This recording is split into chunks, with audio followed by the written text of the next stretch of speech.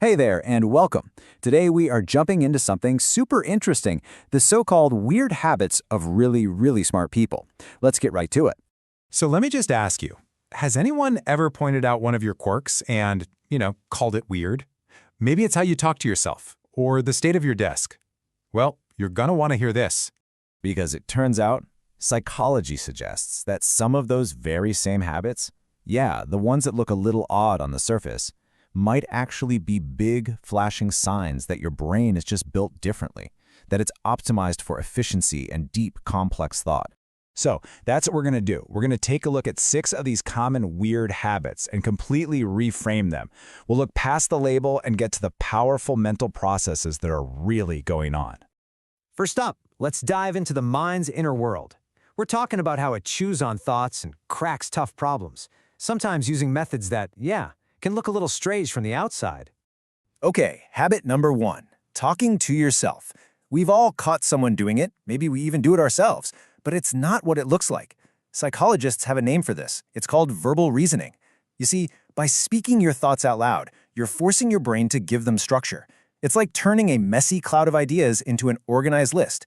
It's a trick for thinking faster and clearer. And what about overthinking? We usually see it as a sign of anxiety or being indecisive. But for highly intelligent minds, it's often something else entirely. It's not about worrying, it's about analyzing.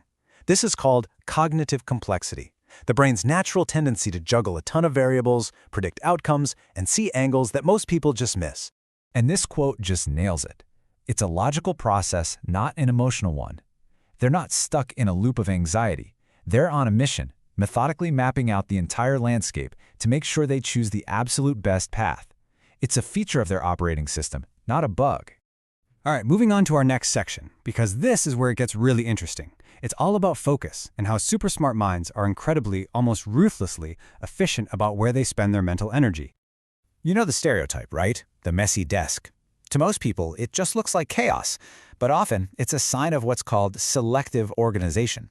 The brain has basically done a cost-benefit analysis and decided that spending energy to physically stack papers is, well, a waste of time. That precious brain power is being saved for the things that actually matter, like that perfectly organized project plan living inside their computer. It's all about priorities. And then there's this one, getting these short, super intense obsessions. 1 month they're an expert on Roman aqueducts, the next it's all about mycology.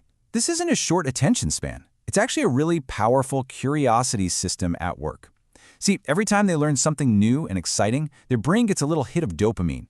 It's a reward system that makes learning feel amazing, so they just keep doing it. And that's really the core of it. These deep dives are anything but random. They are the direct result of a brain that is literally hardwired to hunt down and devour any information that it finds cool and stimulating. It's how they stay sharp.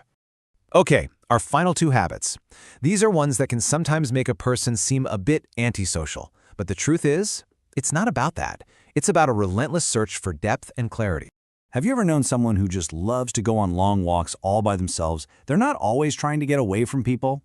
Walking, especially when you're alone with your thoughts, is a scientifically proven way to fire up the brain's creative and problem-solving networks. It's like hitting the reset button, giving the mind the quiet space it needs to connect the dots and have those aha moments. And finally, the big one, hating small talk. This is so often mistaken for being rude or snobby, but for a mind that's built for complexity, shallow chit-chat can be just exhausting. It's mentally draining. Think about it. It's like using a powerful gaming PC just to run a simple calculator. You can do it, but it feels like a total waste of processing power. And this is the proof right here. It's not about the act of socializing. It's about the substance of the conversation.